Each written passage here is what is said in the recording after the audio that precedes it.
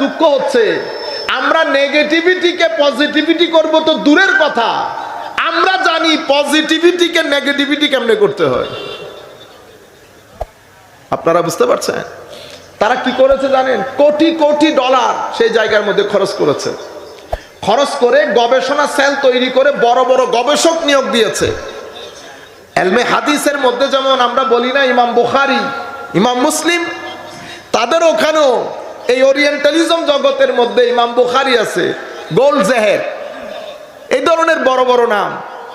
কিতাবও কত সুন্দর দেখেন, the origin of Mohammedan jurisprudence, the origin of Mohammedan jurisprudence, মানে আমার নবীর দেওয়া ফিকহের উসুল, শিকড়।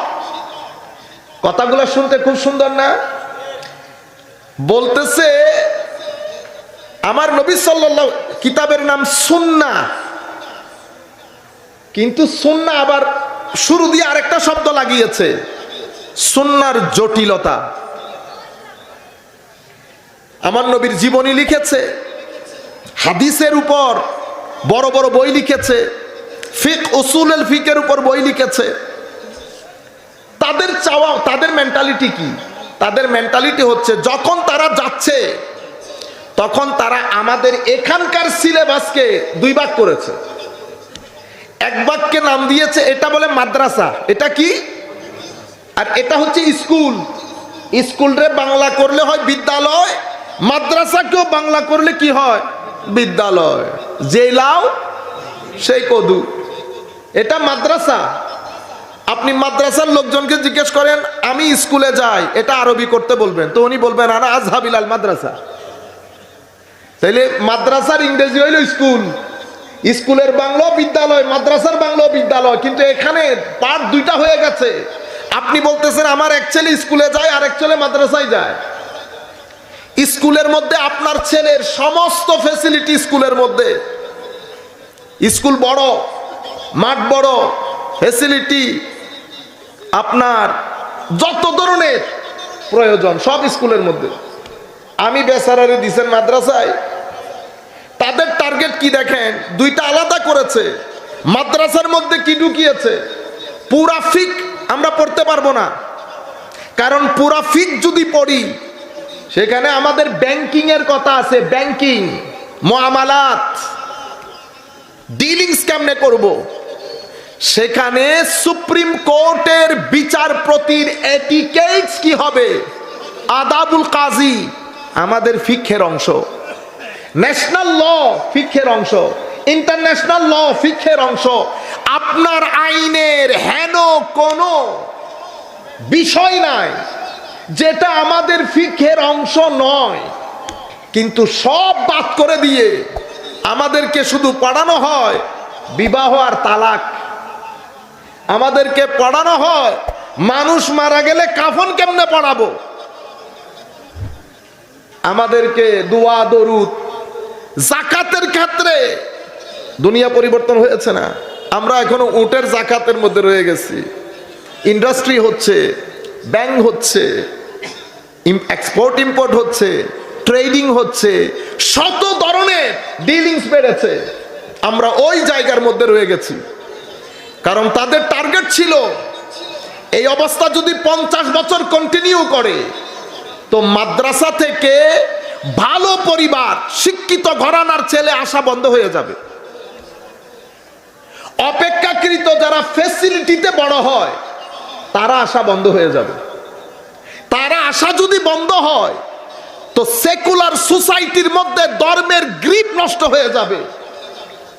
ধরেন আমরা সবাই মুসলমান, বহুত তাগড়া মুসলিম, কিন্তু আমার যিনি পলিসি মেক করে আমার শিক্ষা ব্যবস্থার ক্ষেত্রে উনি পরিপূর্ণরূপে সেকুলার, বুঝতে পেরেছেন?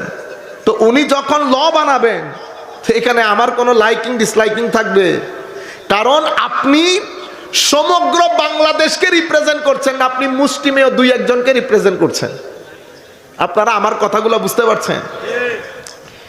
তো তাদের টার্গেট অনুযায়ী 50 বছর অতিক্রম করতে হয় নাই, 20-30 বছরের মধ্যে খাতে পিতে ঘরানা যেগুলাকে বলে, সোসাইটির মধ্যে, সমাজের মধ্যে নামকরা পরিবার, অভিজাত পরিবার, প্রভাবশালী পরিবার, শিক্ষিত পরিবার, অর্থবিত্তশালী পরিবার, সমগ্র পরিবার থেকে মাদ্রাসায় আসা বন্ধ হয়ে গেছে। Number one. নাম্বার টু, এখন সেকুলার লোক যদি ইসলাম জানতে চায়, শরিয়া জানতে চায়, তারা কিভাবে জানবে? কারণ শিক্ষা ব্যবস্থা যেহেতু ফারাক করে দিয়েছে, আরবি ভাষার বিস্তৃতিকে লিমিট করে দেওয়া হয়েছে, সেই জায়গার মধ্যে ইংরেজিকে রিপ্লেস করা হয়েছে। তো এখন আমার বাবা তো আরবি জানবেন না, আমার বাবা জানেন ইংরেজি। তো আমার বাবা যদি আমার নবীর জীবনী জানতে চান, কোত্থেকে জানবেন? আলটিমেটলি ইংরেজি থেকে। ওনারা পুরা লাইব্রেরি সাজিয়েছেন, সেই লাইব্রেরি আপনি যদি তাদের পুরা গবেষণা মূল মন্ত্র আমাকে বলতে বলেন, তো আমি বলবো গবেষণার মূল মন্ত্র হচ্ছে মুসলমানদের আইনে তাদের নিজস্বতা বলতে কোনো কিছুই নাই। দেখেন কি সুন্দর করে স্লো পয়জনিং করছে। মুসলমানদের আইনে তাদের নিজস্ব স্বকীয়তা বলতে কোনো কিছু নাই। তারা ইহুদির আইন, খ্রিস্টানদের আইন, রোমানদের আইন, তখনকার যুগে আইয়ামে জাহেলিয়তের আইন, হ্যাঁ, সিমেন্ট এক জায়গায়, বালি এক জায়গায়, মিস্ত্রি আরেক জায়গায়, সব কিছু নিয়ে আর একটু গসা মাজা করে তাদের মধ্যে এক ব্যক্তির নাম শাফেঈ, তারা বলতেছে এ হইল প্রধান আর্কিটেক্ট, এই ঘটনার পেছনে প্রধান কারিগর তিনি। এই বিষয়গুলোকে সাজিয়ে মুসলিম আইন বলে চালিয়ে দিয়েছে। আপনারা বুঝতে পারছেন? এখন বুঝতে পারছেন মাযহাব নাই, কেন মাযহাব মানবো, এই কথা কোত্থেকে আসছে? এখন বুঝতে পারতেছেন? আপনি মাযহাব নাই বলছেন না তো, আপনি বলতেছেন ফিকহে ইসলামী নাই। মূল আওয়াজ আপনারও না। আপনি যেই যুক্তিগুলা দেন একই যুক্তি ওরও দেয়। ওরিয়েন্টালিস্ট কি বলি তাদেরকে? ইসলাম এন্ড ওরিয়েন্টালিজম একটা বই আছে, গুগলের মধ্যে আপনারা যারা কলেজ বিশ্ববিদ্যালয়ে পড়েন অবশ্যই পড়বেন বইগুলা, তারপর আপনারা জানতে পারবেন এখন যে সিচুয়েশনে আমরা ফেস করছি সেটার পিছনে কি কি জিনিস দাঁড়িয়ে আছে। আমি ব্যাকগ্রাউন্ডগুলো শুধু আপনাদেরকে বলছি। একদিকে এই ইংরেজির বই পড়ে আমাদের যারা মডার্ন, আমাদের যারা টক শো করে, স্বাভাবিক ওনাদের কাছে তো অন্য কোনো অপশন নাই। ওনারা যখন এই বইগুলা পড়েন তো নাম কি? প্রফেট মোহাম্মদ। তো উনি প্রফেট মোহাম্মদ আর কি। তো যিনি পড়েন ওনার কাছে তো আমার নবীর জীবনীতে এটা শুধু পড়ার বিষয় না, আমার নবীর জীবনী পড়তে হলে অন্তত দুইটা জিনিস লাগবে। দিল ভরা এশক লাগবে, দিল ভরা এশক লাগবে, চিন্তার গভীরতা লাগবে। আপনি যখন আমার নবী মক্কা শরীফে হাঁটছেন এই বিষয়গুলো বইয়ে পড়বেন, তো ওই মক্কা শরীফে আপনিও ফিল করতে হবে আপনিও নবীর পিছনে পিছনে আছেন। এটা তো শুধু আপনি শিলপাথরের করা না, এটা আমার নবীর জীবনী পড়ছেন। কিন্তু তাদের লিখনির মধ্যে তো ওই আদব নাই। তারা চাইতেছে ধর্ম পড়বে কিন্তু ধর্মের বিষয়ে কোনো আবেগ থাকবে না। যদি আমার নবীর আবেগ না থাকে তো কিসের আবেগ?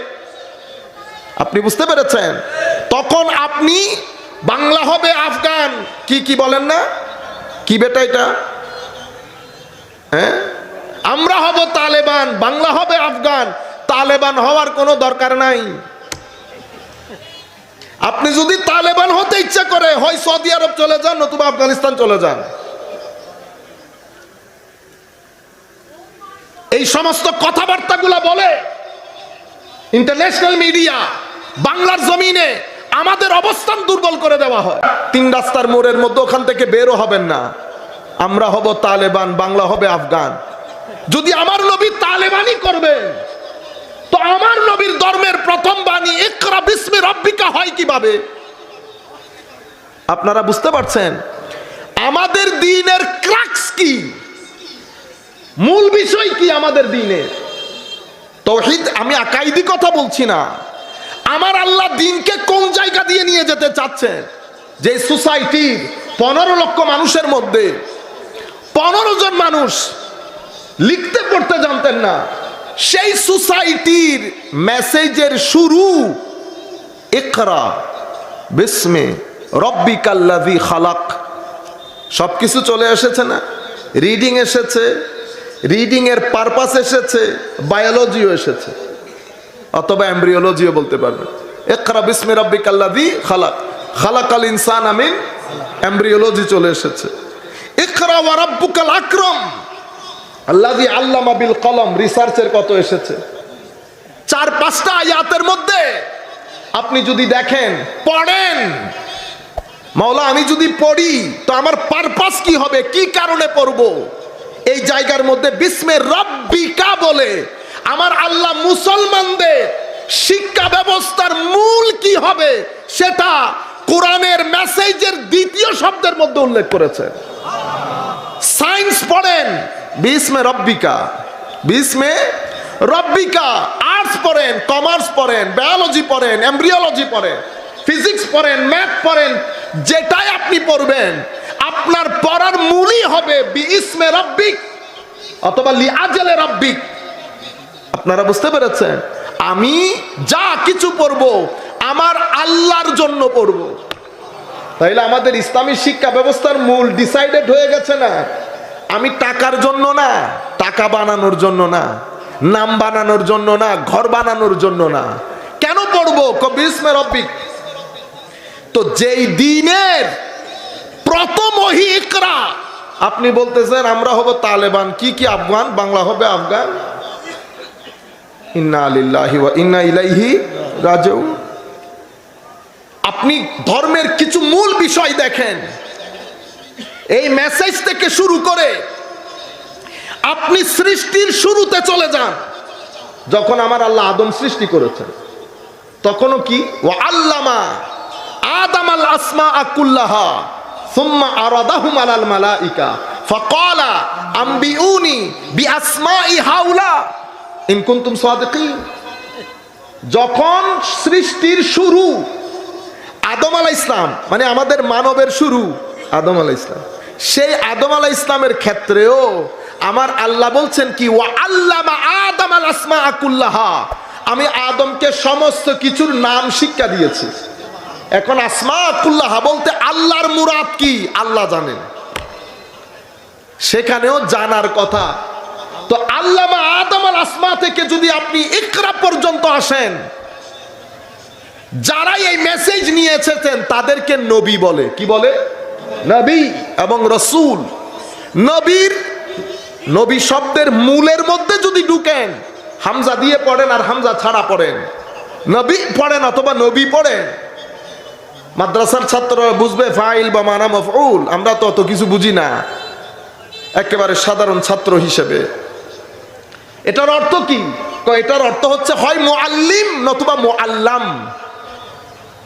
উনি নিজে আল্লাহর পক্ষ থেকে শিক্ষিত, অথবা আল্লাহর পক্ষ থেকে আপনাকে অদৃশ্যের বিষয়ে শিক্ষা দান করার জন্য শিক্ষক। আমি ক্রাক্স বলেছি না, ক্রাক শব্দটা বোঝানোর জন্য আপনাকে এই কথাগুলা বলছি। নবী, এরপরে নবীর নবুয়তি জিম্মাদারি যদি দেখেন, এটাকে বলে 4টা নবুয়তি জিম্মাদারি, প্রধান জিম্মাদারি। কি? ইয়াতলু আলাইহিম আয়াতিহি, আল্লাহর আয়াত আপনাকে পড়ে শোনানো, আপনার কাছে পৌঁছিয়ে দেওয়া, সেটার সংরক্ষণ করা। ওয়া ইউযাক্কিহিম, আপনার পরিশোধন করা, চারিত্রিক পরিশোধন, নৈতিক পরিশোধন করা। কেন? কারণ আপনি মানুষ হিসেবে আপনি না ফেরেশতা, নিরা ফেরেশতাও না, কিন্তু ফেরেশতার কিছু জিনিস আপনার ভিতরে আছে। আপনি নিরা শয়তান না, কিন্তু শয়তানের শয়তানিয়ত আপনার ভিতরে আছে। আপনি নিরা হাইওয়ান, গরু ছাগল না, কিন্তু হাইওয়ানের হাইওয়ানিয়ত আপনার ভিতরে আছে। কারণ আমার আল্লাহ জিনকে জিনের মতো করে আগুন দিয়ে সৃষ্টি করেছেন, পশু পাখিকে পানি দিয়ে সৃষ্টি করেছেন, ফেরেশতাকে নূর দিয়ে সৃষ্টি করেছেন, শয়তান জিনকে আল্লাহ আগুন দিয়ে সৃষ্টি করেছেন। তো মাওলা আমার সৃষ্টির সময় কি কি জিনিস ব্যবহার করেছেন? সব ব্যবহার করেছি। আমাকে অ্যান্টিবায়োটিক বানিয়েছে। কি বানিয়েছে? অ্যান্টিবায়োটিক। আমার উপাদানগুলোর মধ্যে আল্লাহ পানিও রেখেছেন, মাটিও রেখেছেন, আগুনও রেখেছেন। আমার আল্লাহ আমার সৃষ্টির ভিতরে আমার আল্লাহ নূরও রেখেছেন। আপনি মাটি নিয়ে এক পাশে চলে যাইতেছেন, ওয়ানাফাখতু ফীহি মির রূহি। এত সহজ। আপনি রূহের তাফসীর যে আন্দাজে করে ফেলতেছেন, এত সহজ। কি বলবেন রূহি? কি জিনিস বের হয়ে যায় আপনার কাছ থেকে, যেই কারণে আপনি লাশ। সেটা দেখতে কেমন, কোথায় থাকে, কোত্থেকে আসে, কোথায় চলে যায়, আপনার শরীরের মধ্যে কোথায় আছে সেটা। এখানে ধরলে এখানে ব্যথা, এখানে ধরলে এখানে ব্যথা।